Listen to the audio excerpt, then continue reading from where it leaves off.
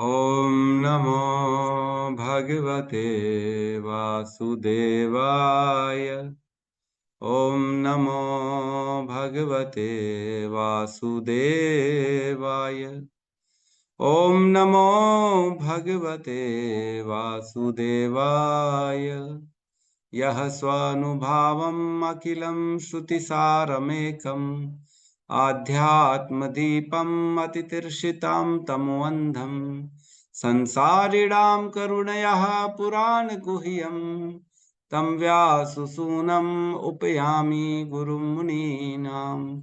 नारायणं नमस्कृत्य नरं चैव नरोत्तमं देवीं सरस्वतीं व्यासं ततो जयमुदीरये। शमतां स्वकथा कृष्ण पुण्यश्रवणकीर्तिनः हृदयन्तस्थो हि अभद्राणि विदुनोति सुहृत्सतां। नष्टप्रायेषु अभद्रेषु नित्यं भागवत सेवया भगवती उत्तम श्लोके भक्तिर्भवति नैष्ठिकी। समर्थः श्रद्धया नित्यं गृणतश्च स्वचेष्टितं कालेन नातिदीर्घेण भगवान् विशते हृदि। कृष्णाय वासुदेवाय देवकी नंदनाय च नंदगोपकुमाराय गोविंदाय नमो नमः। जय श्री कृष्ण चैतन्य प्रभु नित्यानंद श्री अद्वैत गदाधर श्रीवासादि गौर भक्त वृंद। हरे कृष्णा कृष्णा कृष्णा हरे हरे, हरे राम राम राम हरे हरे। हरे कृष्णा कृष्णा कृष्णा हरे हरे, हरे राम राम राम हरे हरे। हरे कृष्णा कृष्णा कृष्णा हरे हरे, हरे राम राम राम हरे हरे। सभी भक्तों का स्वागत है प्रातःकालीन श्रीमद् भागवतम की सत्र में। जय हो। तो श्रीमद् भागवतम भगवान का शब्द अवतार है ना।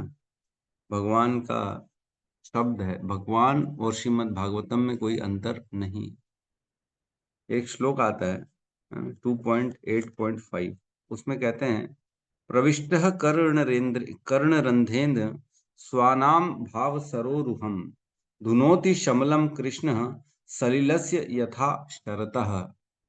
परमात्मा रूप भगवान श्री कृष्ण का शब्द अवतार अर्थात श्रीमद् भागवतम स्वरूप सिद्ध भक्त के हृदय में प्रवेश करता है। उसके भावात्मक संबंध रूपी कमल पुष्प पर आसीन हो जाता है और इस प्रकार काम क्रोध तथा लोभ जैसी भौतिक संगति की धूल को धो डालता है। इस प्रकार यह गंदे जल के तालाब में शरद ऋतु की वर्षा के समान कार्य करता है।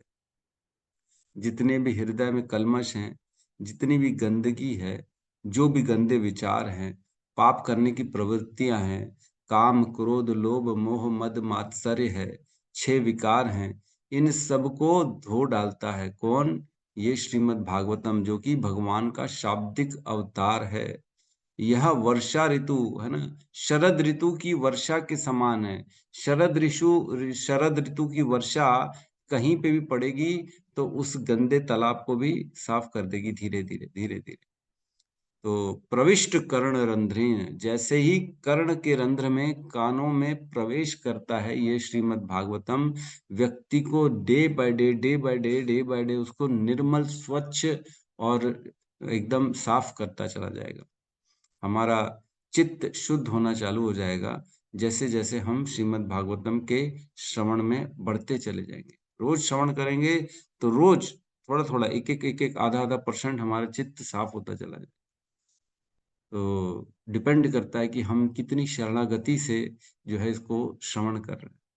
अगर 100% शरणागति है तो 100% एक ही दिन में स्वच्छ हो जाएंगे, लेकिन 100% तो होती नहीं कलयुग में। कलयुग में सुन रहे हैं, यही बड़ी बात है। तो चित्त में उतारना तो थोड़ा मुश्किल है, बट ये है कि रोज रोज जिसको सुनते हैं तो हमें धीरे धीरे वह गुण हमारे अंदर आ जाते हैं। तो जैसे रोज रोज हम भगवान के कथा लीला का श्रवण करेंगे तो हम भी भगवान के गुणों को आत्मसात कर लेंगे, है ना। जो जिसका संग करता है वैसे गुण को प्राप्त करता है। तो हम अगर यहाँ श्रीमद् भागवतम का संग करेंगे तो हमारे अंदर भी भगवान के गुण आना स्टार्ट हो जाएंगे। हम भी निर्मल हृदय के होना चाहिए। ठीक है, तो हमने कल जो है श्लोक क्रमांक कौन सा किया था? 32 तक किए थे प्रभु जी। 32 तक किए थे। जी। कल हमने 30, 31, 32 ये 3 श्लोकों को लिया था। तो यहाँ पे 30 में कहते हैं, इस प्रकार अपमानित होकर राजा ने लौटते समय अपने धनुष से एक मृत सर्प उठाया और उसे क्रोधवश मुनि के कंधे पर रख दिया। तब वे अपने राजमहल को लौट गए। तो जो राजा है परीक्षित, उन्होंने मरा हुआ सांप उठा के शमीक मुनि के कंधे पर रख दिया। फिर कह रहे हैं, लौटने पर वो सोचने लगे तथा मन ही मन तर्क करने लगे कि क्या मुनि इंद्रियों को एकाग्र करके तथा आंखें बंद किए सचमुच समाधि में थे, अथवा वे निम्न क्षत्रिय का सत्कार करने से बचने हेतु समाधि का स्वांग रच रहे थे। तो वो विमर्शन किया उन्होंने अपने हृदय में, चित्त में, और वो सोचने लगे कि ये झूठा मूठा नाटक तो नहीं कर रहा था सेवा करने के बचने से, कि सच में समाधि में था। अब उनको लग रहा है कहीं सही में तो समाधि में नहीं था, मेरे को क्रोध आ गया कि उन्होंने मेरी आदर आदर सत्कार नहीं किया है, स्वांग रच रहे हैं, लेकिन ऐसा तो नहीं सच में कहीं उनको समाधि में लग गई थी। अब उनके हृदय में ये पॉइंट आ गया।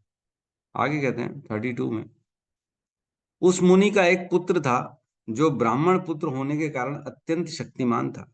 जब वह अनुभवहीन बालकों के साथ खेल रहा था, तभी उसने अपने पिता की विपत्ति सुनी जो राजा द्वारा लाई गई थी। वह बालक वहीं पर इस प्रकार बोला। तो ये इस श्लोक में बहुत इंपॉर्टेंट है कि वह बालक वहीं पर बोला, घर भी नहीं आया, अपने पिताजी से पूछा भी नहीं वाकई में विपत्ति कितनी बड़ी है ये तक नहीं पूछा, और वहीं पे उसने अंड शंड बोलना चालू कर दिया, है कि नहीं। और यहाँ पे बता रहे हैं कि वह ब्राह्मण पुत्र होने के कारण अत्यंत शक्तिमान था। तो शक्तिमान क्यों था? तो इसके तात्पर्य में प्रभुपाद दिखते हैं कि शक्तिमान इसलिए था क्योंकि उस राज्य के राजा परीक्षित महाराज थे, जो कि महात्मा थे, धर्मात्मा थे, और उन्होंने अपने राज्य में इस प्रकार का शासन किया कि सभी ब्राह्मण सभी भगवान के कार्य यज्ञ तपस्या कर पा रहे थे, और वो धीरे धीरे तपस्या के द्वारा अपने आप को शक्तिशाली बना पा रहे थे। तो कहीं ना कहीं वो शक्तिशाली था। तो इसमें क्या रीजन है? परीक्षित महाराज ही रीजन है। और जिस राजा के शरणागति होते हुए उसके राज्य के शासन के अंतर्गत जो शक्तिशाली हो रहा था, वो अपने राजा के खिलाफ बोलना चालू कर दिया और इतनी अभद्र टिप्पणियां कर रहा है। ये श्रीमिक ऋषि जो है, श्रृंगी जो है, उसको इतनी अकल नहीं है कि क्या बोलना चाहिए क्या नहीं बोलना चाहिए। इतने गंदे गंदे वर्ड्स बोल रहा है, वो भी भागवतम में आया हुआ है, पूरा श्लोकों में लिखा हुआ है। तो आज हम प्रवेश करते 33 नंबर श्लोक में। सुनिए आप भी कितना गंदा अभद्र टिप्पणियां कर रहा है। क्लियर है? जी जी प्रभु। श्लोक क्रमांक 33, अध्याय 18, स्कंद 1। ब्राह्मण बालक द्वारा महाराज परीक्षित को शाप। तो बेसिकली शाप अभी स्टार्ट होंगे, आज भी नहीं होंगे, कल शाप आएगा। लेकिन आज अपने उसके रिएक्शन, अहंकार वश जो वो गंदे गंदे शब्द बोल रहा है, हम आज उसको सुनेंगे। श्लोक नंबर 33 साथ में दोहराएंगे। अहो अधर्म पालानाम अहो अधर्म धर्मपालानां इव नाम बलिभुजाम इव पीवनाम बलिभुजानम् स्वामिनी स्वामिनी अगम यद दासानाम स्वामिनी अगन्यात दासानां द्वारपानाम सुनामिव सुनानम् अहो अधर्मः पालानां धर्मपालानां पीवनाम बलिभुजामिव नाम बलिभुजानम् स्वामिनी अघम यत दासानां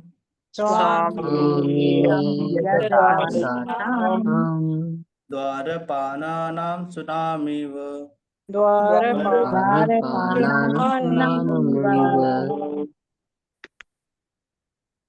अहो अधर्मः पालानां धर्मपालानां पीवनाम बलिभुजामिव बलिभुजानम् स्वामिन्यघं यद दासानां दासानां द्वारपाणां सुनामिव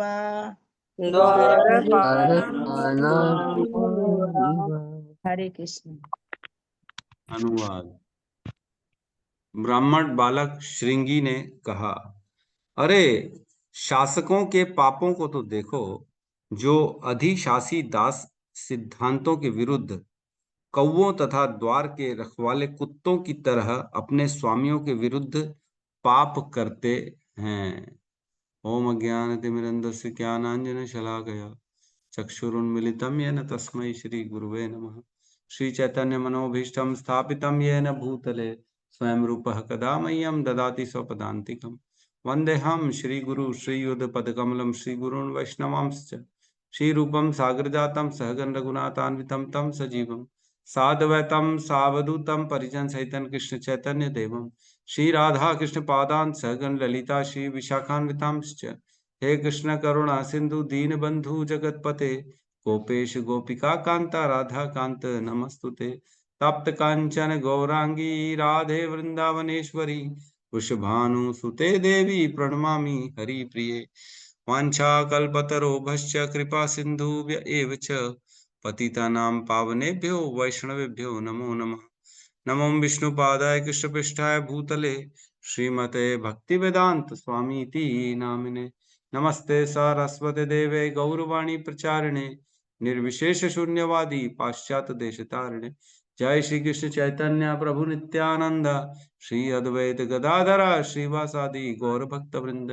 हरे कृष्णा कृष्णा कृष्णा हरे हरे, हरे राम राम राम हरे कृष्णा।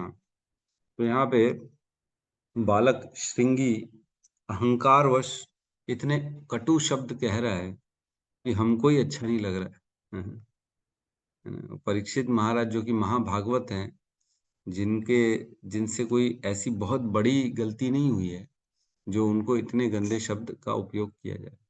तो इसलिए यहाँ पे जो गंदे शब्द हैं, इसीलिए पिछले श्लोक में बताया गया था बालक और भकाई मीन्स वो नादान बालक अज्ञानी बालकों के साथ खेल रहा था।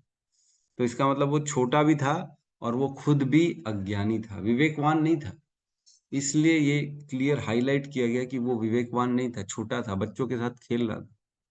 क्योंकि छोटा है, शक्तिहीन है, शक्तिशाली है लेकिन छोटा है और बुद्धिहीन है। बुद्धि इतनी ज्यादा उसकी जो है तीक्ष्ण बुद्धि नहीं है। तो इसीलिए जो है परीक्षित महाराज ने उसकी प्रतिक्रिया नहीं की, क्योंकि वो एक छोटा बालक है, नादान बालक है, गलती हो गई उससे। तो उन्होंने यही सोचा कि छोटा बालक से अगर कुछ श्राप आ गया तो उसको ये मानना चाहिए कि भगवान की मर्जी है। तो यहाँ कह रहे अहो अधर्म पाला नाम। अहो मीन्स देखो देखो, जरा देखो तो सही। अधर्म पाला नाम, इस अधर्म को तो देखो जो पाला नाम मीन्स जो शासकों का है। जो शासक हैं वो खुद अधर्म कर रहे हैं। देखो इस बात को, जिनको हमने गद्दी पे बिठाया। हम बोलते ना, अरे नेता कैसे बना? अरे मैंने तो वोट दिया था तभी तो नेता बना है, मैंने ही तो वोट दे के उसको गद्दी पे बिठाया है। तो वैसे ही बोल रहे हैं कि इन शासकों को देखो जो अधर्म के पालक हैं, है ना। और क्या कह रहे हैं? पीव नाम, पाले हुए हैं ये हमारे द्वारा। हमारे द्वारा पीव नाम मीन्स पाले हुए हैं। और बलि भुजाम इवह, बलि भुजाम इवह मीन्स कौवे की तरह हमारे द्वारा पाले गए। कौवा जो पालता है उसी को चोंच मारता है ना। दाना नहीं दो तो चोंच मारता है। वो जो पालता है उसी के खिलाफ रहता है। कौवा कहने का मतलब कोई कौवा अपने स्वामी की प्रति बहुत बड़ी निष्ठा नहीं रखता, बल्कि उसको जब जब मिलता है तब तक ठीक है, नहीं मिलता तो उसी को चोंच मार देता है। और क्या करे सेकंड लाइन में? स्वामिन स्वामिनी अघम यद दासानाम, अपने स्वामी की तरफ पाप कर रहे हैं। स्वामिन अघम, स्वामी की तरफ ही पाप कर रहे हैं। जो दास है या जो पालतू जानवर है वो अपने स्वामी की तरफ ही पाप कर रहे हैं, स्वामी के प्रति पाप कर रहे हो, गलत, अपने स्वामी का ही अहित कर रहे हैं। यद दासानाम, ये हमारे जो दास हैं, हमने जिनको दास बना के रखा है अपना, वह अपने स्वामी को ही की स्वामी की तरफ ही पाप कर रहे, गलत काम कर रहे, अधर्म कर रहे हैं। और कैसे कर रहे हैं? जो कि द्वारपानाम शुनाम इव, जो द्वारपाल, जो कुत्ते की तरह, जो कुत्ता होता है वो घर की रक्षा करता है, द्वार पे बैठा रहता है, उस कुत्ते की तरह हम जो है, ये हमारे ही अपने ही स्वामी के खिलाफ ये जाके पाप कर रहा है। कौन? राजा परीक्षित के लिए कौन कह रहा है? ये कह रहे हैं श्रृंगी ऋषि। सुन के हृदय विचलित हो रहा है, इतने महाभागवत के लिए इतने गंदे शब्द, है ना? कुत्ते की तरह, कौवे की तरह पाप कर रहा है, अपने स्वामी के खिलाफ जाके इस तरह का कटु शब्द कह रहे हैं श्रृंगी ऋषि, है ना, जो कि शमिक के पुत्र। तो ये सब शब्द हम तक भी आ गए हैं, है ना? तो इसका मतलब ये है कि ये सारे शब्द जो है परीक्षित महाराज के कानों में भी आ गए।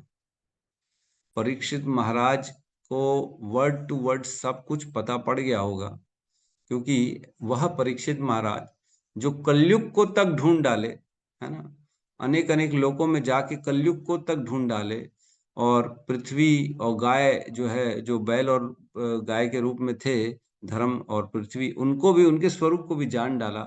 और वो इतने इतने ज्यादा शक्तिशाली थे कि वो सब देख लेते थे, तो उनसे ये छुप पाती क्या बात? नहीं छुप पाती, उनको सब पता पड़ेगा। तो अगर आज कोई हमको कुत्ता बोले और अगर कौवा बोले, ऐसा बोले, हम उनके दास हैं, इस तरह की अगर कोई हमको वचन कहे, तो हम क्या सहनशील हैं? सहन कर पाएंगे?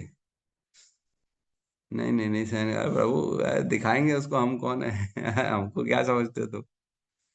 लेकिन यहाँ पे परीक्षित महाराज ने कोई भी तर्क नहीं किया, कोई भी उसके रिएक्शन नहीं दिए, सब सहन कर लिया। वो सोचो, पूरे ब्रह्मांड, ब्रह्मांड ने, पूरी पृथ्वी का स्वामी, सम्राट परीक्षित, एक छत्र सम्राट, एक छोटे से बालक को चाहते तो तलवार से उसका गला कटवा देते। कौन बोलता उनको? उस ब्राह्मण को लाओ पकड़ के, आज मेरे सामने, मेरे राज्य में उसका जो है ना, बांध के सबके सामने आज इसका वध कर दो, उसका गला काट दो। अपने स्वामी, मेरे अपने राजा के लिए ऐसा गंदा गंदा कटु वचन बोलता है? कर सकते थे, कोई प्रॉब्लम थी, कौन मना करता हूं? लेकिन उन्होंने नहीं किया। कितनी बड़ी बात है। चाहते तो उसके श्राप को भी काट सकते थे परीक्षित महाराज, उनके पास इतनी शक्ति थी कि वो स्वीकार नहीं करते उसके श्राप को। तक्षक नाग क्या कर लेता उनका? याद है जब उन्होंने बोला था, धर्म रूपी बैल को जब कलयुग पीट रहा था, तब उन्होंने बोला था, अगर कोई स्वर्ग का देवता भी क्यों ना हो, मैं उसकी भी भुजाएं उखाड़ के फेंक दूंगा, तुम बताओ तो सही किसने तुम्हारे साथ ये काम किया? ऐसा बोला था उन्होंने धर्म रूपी बैल को। तो बैल ने, जबकि यद्यपि नाम डायरेक्ट लिया नहीं, उन्होंने बोला, मैं क्या बताऊं किसका नाम लूं, मेरे कर्मों के कारण भी हो सकता है, हैं, किसी का नाम लेना ठीक नहीं है, क्योंकि जो नाम लेता है उसको भी सूचका नाम, यत स्थानम, जो स्थान प्राप्त करता है पाप करने वाला, वही स्थान सूचका नाम, वो बताने वाले को भी वही स्थान प्राप्त होता है। तो इसलिए उन्होंने बताया ही नहीं था। लेकिन उन्होंने, परीक्षित महाराज ने बोला था कि मैं उसकी भुजाएं उखाड़ के फेंक दूंगा, अगर स्वर्ग का देवता भी क्यों ना हो। तो क्या वो एक ब्राह्मण से डरेंगे? छोटे बालक, वो भी नादान बालक से। लेकिन यहाँ पे उन्होंने कोई प्रतिकार नहीं किया। बहुत बड़ी बात है, बहुत बड़ी बात है। 3 श्लोक में, 33, 34, 35, इन तीनों श्लोकों में श्रृंग ऋषि जो हैं, जो पुत्र हैं, शमिक के पुत्र श्रृंग, वो अपने अहंकार वश अपशब्द कहेंगे परीक्षित महाराज को। वह परीक्षित महाराज जो महान भागवत, बड़े बड़े तात्पर्य में लिखते हैं प्रभुपाद, ब्राह्मणों को समाज रूपी शरीर का सिर तथा मस्तिष्क माना जाता है, और क्षत्रियों को बाहु। तो ब्राह्मणों को क्या कहा जाता है? समाज का मस्तिष्क, हेड, हेड कहा जाता है। शरीर का हेड जो होता है वो ब्राह्मण होते हैं, और क्षत्रिय जो होते हैं वो हाथ होते हैं, है ना। शरीर की रक्षा करते हैं कौन? हाथ।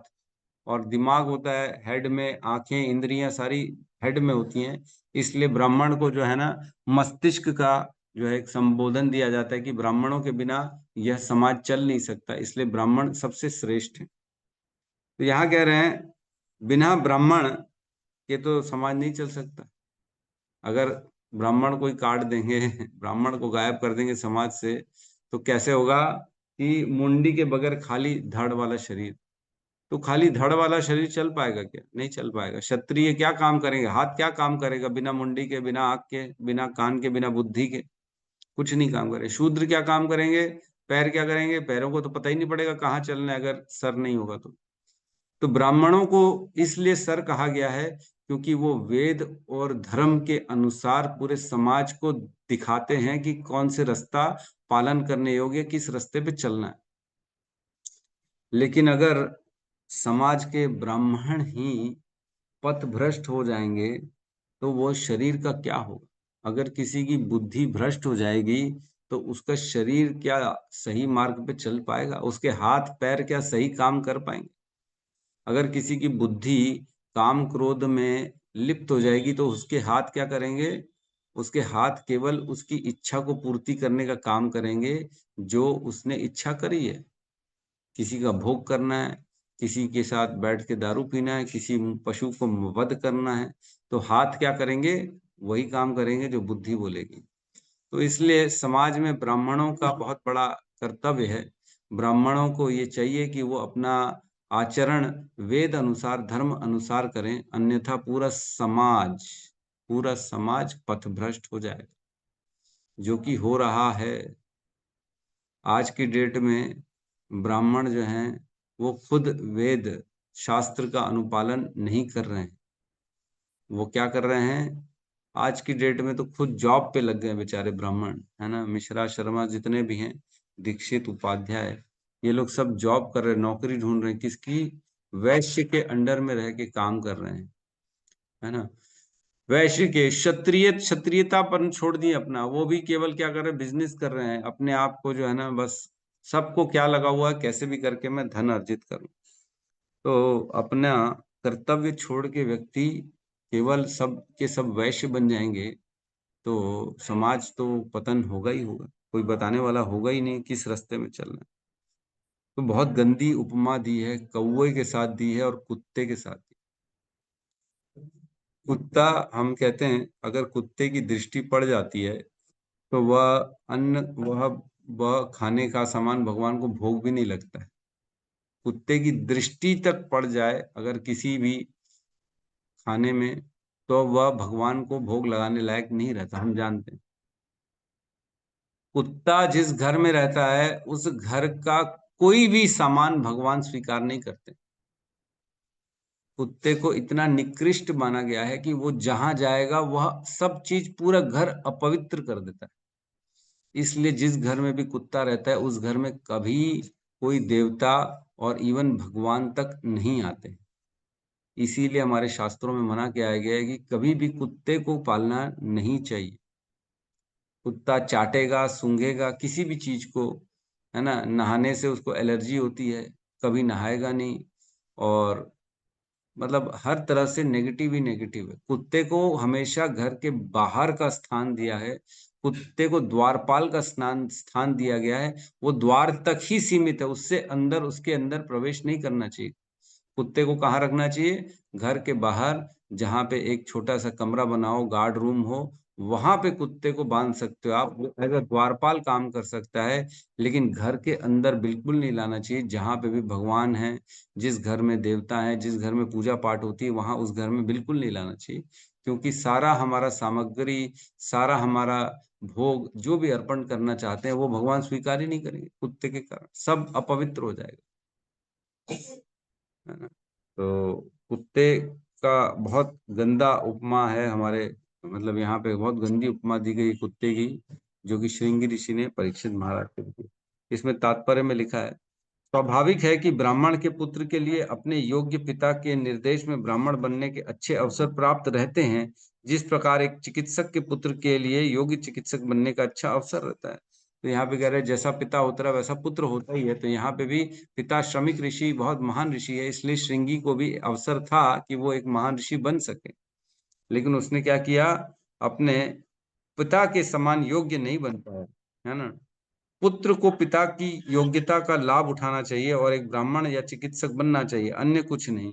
योग्य हुए बिना कोई ना तो ब्राह्मण बन सकता है न चिकित्सक। योग्य बहुत ज्यादा इंपॉर्टेंट है कि योग्यता हो। आगे कह रहे हैं किंतु उसमें संस्कृति का अभाव था, किसमें, श्रृंगी ऋषि में, है ना, क्योंकि वह अनुभवहीन बालक था। कली के प्रभाव से यह ब्राह्मण बालक अपनी ब्राह्मण शक्ति से गर्वित हो उठा और अनुचित ढंग से महाराज परीक्षित की तुलना कौवे तथा रखवाले कुत्तों से कर बैठा। अब एक बात बताओ, जब परीक्षित महाराज महाभागवत हैं, जब उनको श्राप दे दिया श्रृंगी ऋषि ने और इतना गंदे गंदी उपमा दी उनकी, कुत्ते और कौवे के समान है। सेम केस हुआ था अम्बरीश महाराज के साथ, जब दुर्वासा ऋषि के साथ वो लोग बैठे थे, तो दुर्वासा ऋषि ऋषि क्रोधित हो गए थे अम्बरीश महाराज के ऊपर। क्यों? क्योंकि केवल उन्होंने क्या किया था, पारण कर लिया था अकेले एकादशी का। जब उन्होंने जैसे ही उनको मारने का सोचा, उन्होंने एक प्रकट किया, अपने बाल फेंक के जो है एक राक्षस को, एक असुर को प्रकट किया था, तो तुरंत भगवान का सुदर्शन चक्र आ गया था रक्षा करने के लिए अम्बरीश महाराज। यहाँ पे क्यों नहीं आया परीक्षित महाराज के केस में?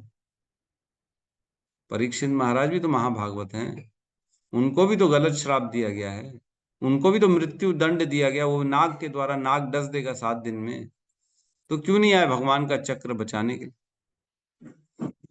लिए? यस, गौतम बुद्ध प्रभु कहिए। हरे कृष्ण प्रभु जी, धन्यवाद प्रणाम। प्रभु जी, जैसे हाँ। पिछले श्लोकों में आपने 4 चीजें बताए थे कि पहला तो भगवान चाह रहे थे कि उनका घर परिवार राज्य से उनको विरक्ति हो और वो सुखदेव गोस्वामी से मिले, और जो भागवतम है उनका प्राकट्य हो, और बाकी जो हम कलयुग में बद्ध जीव हैं उन सभी को भागवतम का जो भगवान की गुण रूप लीला है वो प्राप्त है। तो हो सकता है इस कारण प्रभु जी। ये तो भगवान की प्लानिंग है ही है, बिल्कुल सही है। यस, रघुनाथ दास जी कहिए। प्रभु जी मेरा आंसर गौतम बुद्ध प्रभु जी बताया उन्हीं से मिलता जुलता है क्योंकि ये भगवान की इच्छा थी प्रभु जी। उनकी इच्छा थी ताकि वो श्राप दे, बिल्कुल ठीक है, बात तो सही है, भगवान की इच्छा थी कि श्राप दे। लेकिन एक और बहुत बड़ा पहलू है। यस, रोणी नंदन प्रभु कुछ कहना चाह रहे हैं। यस, कहिए प्रभु। प्रभु जी, परीक्षित महाराज के माध्यम से हमको भागवतम सुनाना चाह रहे थे। हाँ, वो तो ठीक बात है, परीक्षित महाराज के माध्यम से भागवत सुनाना चाहते थे, लेकिन एक पॉइंट जो है ना वो ये है कि इस श्राप से परीक्षित महाराज का उद्धार ही हो रहा है, पतन नहीं हो रहा। हमको दिख रहा है कि ये तो मृत्यु दंड मिल गया, लेकिन परीक्षित महाराज के लिए तो ये एक और ग्रोथ है, अच्छी स्थिति में जाने वाले हो, कहीं पे भी वो नीचे की स्थिति में नहीं जा रहे हो। परीक्षित महाराज के जीवन में यद्यपि दिख जरूर रहा है कि उनको मृत्यु दंड, इतना बड़ा भयंकर श्राप मिल गया, लेकिन ये कभी भी ये उद्धार ही है परीक्षित महाराज का। परीक्षित महाराज के जीवन में मतलब ये बहुत बड़ा टर्न आने वाला है, जिससे उनके जीवन में बहुत बड़ा, बहुत कुछ मिलने वाला है। कहीं पे भी उनका नेगेटिविटी नहीं है। इस हमको दिख रहा है, उनको दिख रहा है, सबको दिख रहा है कि नहीं नहीं ये तो बहुत गलत हो गया इसके साथ, लेकिन ये उनकी उन्नति हो रही है इस श्राप के द्वारा। तो ये भगवान की प्लानिंग है कि मैं अपने भक्त को कैसे अपने पास लेके आऊं, इसलिए भगवान ने प्लानिंग करके ये श्राप को उसको दिलवाया है, अबोध बालक से दिलवाया, इसलिए अबोध बालक से दिलवाया है ताकि अबोध बालक को कोई गलत भी ना ठहरा सके।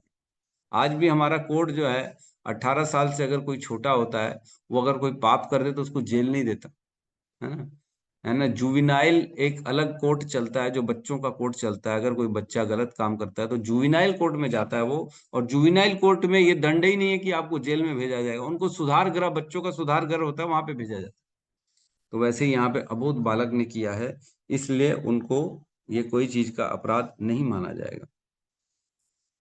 तो इस प्रकार ब्राह्मण शक्ति का पतन तब से प्रारंभ हुआ जब वो संस्कृति के बिना जन्म सिद्ध अधिकार पर बल देने लगे। तो यहाँ पे भी वही है, जन्म सिद्ध के अधिकार पर वो अपने आप को ब्राह्मण मानने लगे, इसलिए पतन चालू हो गया ब्राह्मण संस्कृति का। जो भी ब्राह्मण अपने आप को कुल सरनेम के नाम से ब्राह्मण जानता है तो ये उनका गलत सोचना है। अगर वो गुण और कर्म के आधार पर ब्राह्मण है तब तो ठीक है, नहीं तो ये ब्राह्मणों का पतन तब से स्टार्ट हो गया। तो यहाँ हमने पढ़ा है ब्राह्मणों का काम क्या होता है।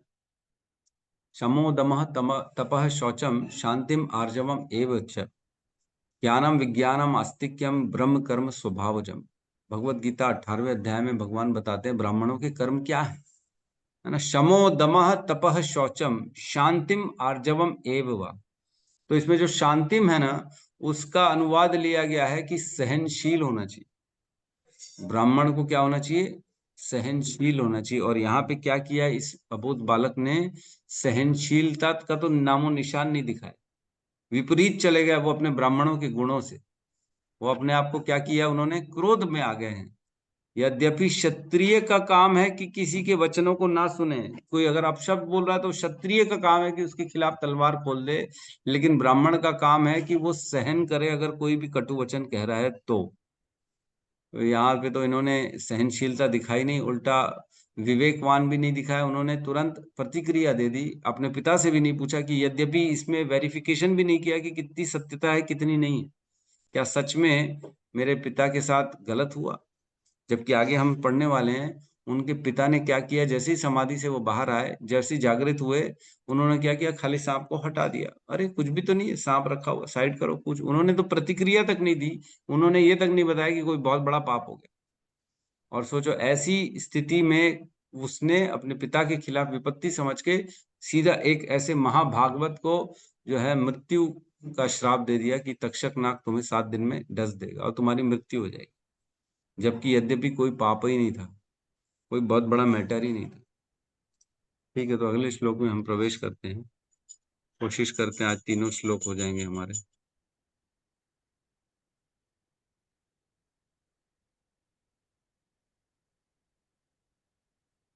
34, ठीक है।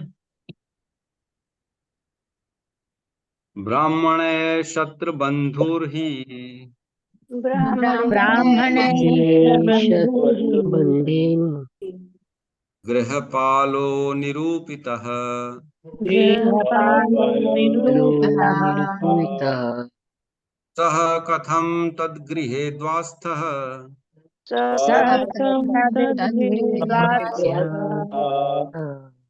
स भाण्डं भोक्तुम् अर्हसि। साभाण्डं भोक्तुमर्हसि। ब्राह्मणे छत्रबन्धुर्हि ब्राह्मणे छत्रबन्धुर्हि गृहपालो निरूपितः गृहपालो निरूपितः स कथं तद्गृहे द्वास्थः स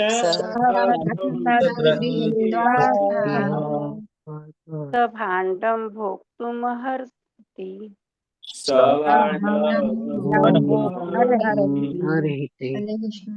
ब्राह्मणे छत्रबन्धुर्हि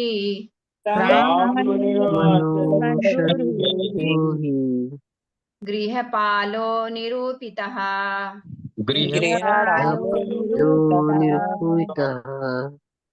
स कथं तद्गृहे द्वास्थः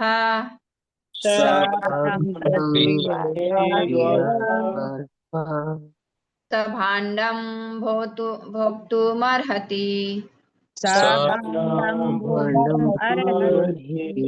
हरे कृष्ण। अनुवाद।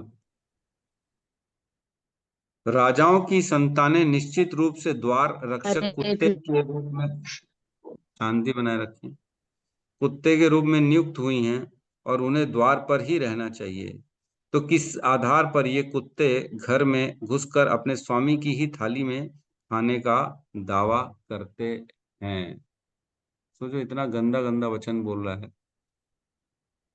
यहाँ बोल रहे हैं कि ब्राह्मणे शत्रु बंधुर ही, जो ब्राह्मण हैं उनके द्वारा ये शत्रु बंधुर ही मतलब हीन, शत्रु बंधु भी में ऐसे क्षत्रिय जो मतलब हीन है, जो अच्छे नहीं है, ऐसे क्षत्रिय जो हमारे लायक नहीं है, ब्राह्मणों के लायक नहीं उठने बैठने के। बोलता है प्रभु कहाँ किसके साथ उठना बैठना कर रहे हो आजकल, आप समझ भी नहीं रहे, आपके लायक नहीं हो।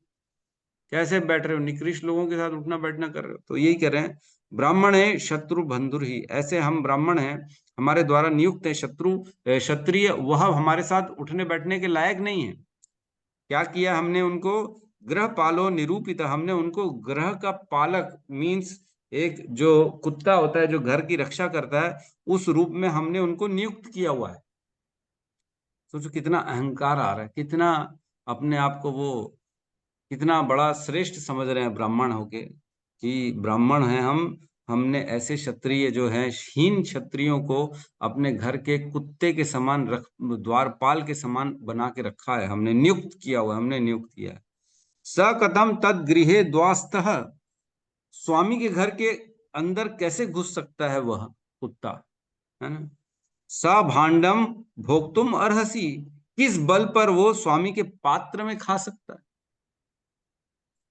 किस बल पर, कौन सी ऐसी शक्ति है उस कुत्ते के पास जो स्वामी के थाली पे खा ले खाना, पॉसिबल है, नहीं है, कुत्ता नहीं खा सकता। तो यहाँ पे उपमा दे रहे हैं श्रृंगी ऋषि की, हमने ब्राह्मणों ने ही राजा परीक्षित को नियुक्त किया है हमारे इस घर की रक्षा करने के लिए, वह कुत्ते के समान हर घर के रक्षक हैं, तो वो किस शक्ति से हमारे घर के स्वामी की पात्र उसके प्लेट में आके खाना खा सके। क्यों, क्योंकि इसने पानी मांगा था ना, पानी पिलाओ, भूख प्यास से आए थे वो, है ना। शमीक ऋषि से उन्होंने याचना की थी, मुझे भूख लगी प्यास लगी कुछ दो। तो इस बात पे कह रहे हैं कि आप किस शक्ति से हमारे, हम घर के स्वामी हैं, हमसे याचना भी कैसे कर लिए कि तुम खानी दो पानी दो हमारे घर में। तो इतना निकृष्ट इनकी बुद्धि हो गई है ना। यहाँ कह रहे हैं, उसने एक असभ्य बालक के लिए अयुक्त अशिष्ट ढंग से अपने पिता की असत्कार्यशीलता की सफाई देने का प्रयत्न किया। तो इसने बता रहे जैसे उनके पिताजी ने असत्कारिता, उन्होंने सत्कार नहीं किया राजा परीक्षित का, तो वो सफाई दे रहे हैं कि नहीं नहीं मेरे पिताजी सही किया, उन्होंने असत्कार किया तो बिल्कुल सही किया, क्योंकि वो कुत्ता है और उस कुत्ते को घर के स्वामी के सामने नहीं आके मांगना नहीं चाहिए, याचना नहीं करनी। जबकि ब्राह्मणों का कर्म है कि कोई भी आए तो उनकी वो सेवा करे, कोई भी घर में शत्रु भी आए, हमने पढ़ा था पिछले श्लोकों में, अगर शत्रु भी आए तो उसे ऐसा लगना नहीं चाहिए कि शत्रु है, ऐसा उनके साथ व्यवहार करना चाहिए। हमने चर्चा करी थी, जब इसमें एग्जाम्पल भी दिया था, जरासंध से युद्ध करने गए थे जब कृष्ण भीम और अर्जुन, तो डेली दिन में मल्ल युद्ध चलता था, रात में बैठ के उन लोग पार्टी करते थे, हमने चर्चा करी थी। इवन महाभारत का जो युद्ध था 18 दिन तक चला था, तो डेली दिन भर युद्ध चलता था, रात को बैठ के लोग एक ही साथ खाना खाते थे, बातचीत करते थे। तो ये होता है मतलब व्यवहार, कोई घर आ जाए तो उसे कभी भी ये फील नहीं होना चाहिए कि वो शत्रु है, तो इन्होंने ऐसा बात कर दी। हमें ये ध्यान देना चाहिए कि कभी भी ऐसा काम ना करें, क्योंकि शत्रु आए, जो भी घर में आता है, अतिथि जो है एक धर्म होता है जिससे हर व्यक्ति के प्रति हमको, जो भी घर आ रहा है अतिथि के रूप में, उसको अच्छी सेवा करनी चाहिए, उसको प्रसन्न करना चाहिए। आगे कह रहे हैं, उसने राजा की तुलना दरवाजे के कुत्ते से की, अतएव राजा के लिए ब्राह्मण के घर में घुसकर उसी पात्र से जल मांगना अनुचित था। कुत्ते को स्वामी ही पालता है, लेकिन इसका यह अर्थ नहीं होता कि वह स्वामी की ही थाली में खाएगा और पिएगा। यह झूठी प्रतिष्ठा की मानसिकता ही संपूर्ण सामाजिक व्यवस्था को के पतन के कारण है, और हम यह देख सकते हैं कि इसका सूत्रपात्र एवं अनुभव शून्य ब्राह्मण बालक ने किया है। तो जो ये श्रृंगी बालक है, इसी ने स्टार्ट किया है बेसिकली कलयुग को प्रवेश दिलाया। श्रृंगी अगर परीक्षित महाराज को रास्ते से नहीं हटाता तो कलयुग प्रवेश ही नहीं कर पाता। हम जानते, कलयुग बेचारा तड़प रहा था कि मैं कैसे प्रवेश करूं, कोई स्थान नहीं दिया था। परीक्षित महाराज ने इतनी चौकसी रख दी थी कि यद्यपि उसको 5 स्थान तो दिए थे रहने के लिए, लेकिन कलयुग कहीं प्रवेश ही नहीं कर पा रहा।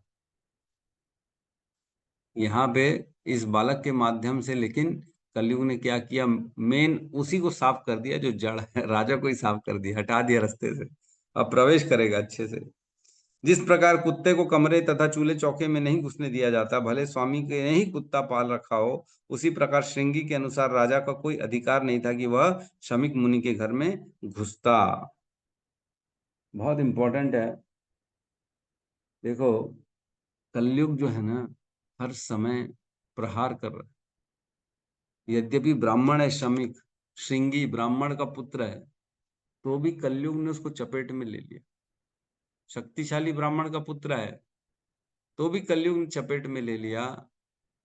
तो हम क्या सोचते हैं, हमको कलयुग चपेट में नहीं लेगा? कौन सोचता है वो 16 माला करके बच जाएगा कलयुग से? बहुत बड़ी गलती में है। कलयुग छोड़ता नहीं। कलयुग हमेशा 10-10 क्या 20-20 साल तक जो ब्रह्मचर्य पालन करता है उसके ऊपर भी कुदृष्टि डालता है। कलयुग छोड़ता नहीं है। ऐसे भी लोगों को देखा गया है जो 20-20 साल ब्रह्मचारी रहे हैं और उनका पतन हो गया। 20 साल कोई छोटी मोटी बात होती है? विश्वामित्र ने 60,000 साल तपस्या करी और एक मेनका अप्सरा ने आके उनकी तपस्या को भंग कर दिया। विश्वामित्र ने कुत्ते का मांस खा लिया था, एक बार हमने पढ़ा था बीच में, याद है? तो क्या मजबूरी रही होगी, कुत्ते का मांस खा लिया उन्होंने। तो कलयुग कहीं पे भी जो है ना छोड़ता नहीं। हम अगर सोच रहे हैं कि कलयुग से हम बच जाएंगे, तो बहुत बहुत बहुत बड़ी ही जो है भूल कर रहे हैं। तुम्हें बहुत बड़ी कीमत चुकानी पड़ेगी, ऐसे बोलते हैं ना नरेंद्र मोदी उन्होंने बहुत बड़ी भूल कर दी है। तो हम भी बहुत बड़ी भूल कर रहे हैं अगर ये सोच रहे हैं कि कलयुग से बच जाएंगे। तो एक चीज है जो कलयुग से हमें बचा सकती है, वो है साधु संग, है ना? साधु संग और भगवान के नाम के जप का सहारा। बस ये दो चीज हैं जो हमको बचा सकती हैं। लेकिन यद्यपि इवन भक्तों का तक जो है ना कलयुग को कमियां मालूम है। भक्तों की भी वीकनेस मालूम है कि कौन सी वीकनेस कौन से भक्त की है, और वहीं पे कलयुग प्रहार करता है।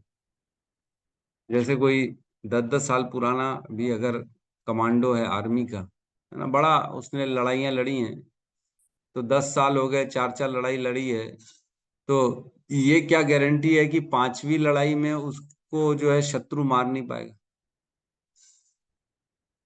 10 साल पुराना कमांडो है, पूरा टीम का हेड है, और अगर वो लड़ाई में जा रहा है, पाकिस्तान से युद्ध हो रहा है, तो ये गारंटी है क्या ये हमारा हेड है, इसको तो कुछ नहीं होगा क्योंकि इसने तो 5-5 लड़ाइयां लड़ ली। इसको तो सब आता है प्रभु, गन आती है, ये आता है, वो आता है, मार्शल आर्ट आते हैं, ये आता है, वो आता है। तो क्या गारंटी है उसको गोली नहीं लगेगी? गोली लग सकती है, हर किसी को लग सकती है गोली। उसी प्रकार कोई भले 10-10 साल से क्यों ना प्रैक्टिस कर रहा हो ब्रह्मचर्य का, वैष्णव है, ये कर रहा है, वो कर रहा है, लेकिन कलयुग की गोली, माया की गोली कभी भी किसी को लग सकती है, कोई कितना ही पुराना क्यों ना। ये कोई गारंटी नहीं है कि बच जाएगा। बचेगा कब? जब वो भगवान की शरण में रहे। प्रभुपाद से किसी ने पूछा, प्रभुपाद आपको माया पकड़ नहीं सकती क्या? तो प्रभुपाद ने बोला, नहीं, मेरे को माया नहीं पकड़ सकती। तो जब फिर पर्सनल में जाता है, वो पूछता है, प्रभुपाद आपने ऐसे कहा माया आपको नहीं पकड़ सकती, लेकिन वो तो किसी को भी पकड़ सकती है। बोले हाँ, किसी को भी पकड़ सकती। बोले आपको क्यों नहीं पकड़ सकती? बोले क्योंकि मैं हर टाइम कृष्ण के चरण में रहता हूँ, उनसे वंदन करता रहता हूँ कि मुझे माया से बचाओ, मुझे माया से बचाओ। ऐसा कोई समय नहीं है जब मैं कृष्ण के चरण में ना रहूं। तो जब जब व्यक्ति कृष्ण के शरण में रहता है, तब तब वो माया से दूर रहता है। भगवान कहते हैं ना भगवत गीता में, देवी ही ऐसा गुणमयी मम माया दुरत्तया मामेव ये प्रपद्यन्ते माया में ताम तरंती ते। जो मेरी शरण में रहता है उसी को माया छोड़ती है, अन्यथा किसी को नहीं छोड़ती है। तो अहंकार जो है ना, ये एक बड़ी अच्छी लाइन सुनी कल मैंने। अहंकार कैसे है? मुख की बदबू के समान है। कई लोगों के मुंह से बदबू आती है ना। हाँ, वो तो ठीक है। तो मुंह की बदबू जो होती है ना, उसके समान है। जिसके मुंह से आती है उसको पता ही नहीं पड़ता है कि मेरे मुख से बदबू आ रही है। आता है ना, ऐसे ही होता है ना। कल मैं पढ़ रहा था, बड़ा अच्छा लगा मेरे को ये उपमा। तो अहंकार कैसा है? मुंह के बदबू के समान है। जिसके पास है उसको पता ही नहीं पड़ता है कि मेरे अंदर अहंकार है। उसको लगता है नहीं नहीं, मैं तो सबसे राइट फाइट आदमी। लेकिन जो पास वाला होता है ना, उसको उसके मुंह की बदबू आती है, उसको पता पड़ जाता है इसके अंदर कितना अहंकार। तो इस प्रकार अहंकार की उपमा अहंकार कभी भी आता है तो ये जरूरी है कि हम अपने सीनियर्स के साथ रहें, उनके गाइडेंस में रहें, तभी हम अहंकार से बच सकते हैं, नहीं तो नहीं बच सकते हैं। तो यहाँ पे अब समय हो गया है, तो अगर कोई हमारे ऊपर ऐसा अशिष्ट आचरण करे, हमको घर बुलाए या हम किसी के घर जाएं और कुत्ता कहने लगे तो क्या करेंगे हम? अरे तुम कुत्ते के समान हो, मेरे घर आ गए तो क्या करेंगे? गाली बकेंगे? अहंकार में वो तो पूरा मर्डर ही कर देंगे प्रभु। मर्डर कर देंगे, सहन नहीं कर पाएंगे। अरे मैं जप करता हूँ, वैष्णव को कुत्ता बोला देगा, कीड़े पड़ेंगे तेरे को, भगवान तेरे से बदला लेगा, तेरे को छोड़ेगा नहीं, देगा कल सुबह ही तू नहीं देख पाएगा, कल सुबह ही तू रहेगा नहीं जीवन में। इतना गंदा गंदा वहीं बैठे श्राप देना चालू कर देगा।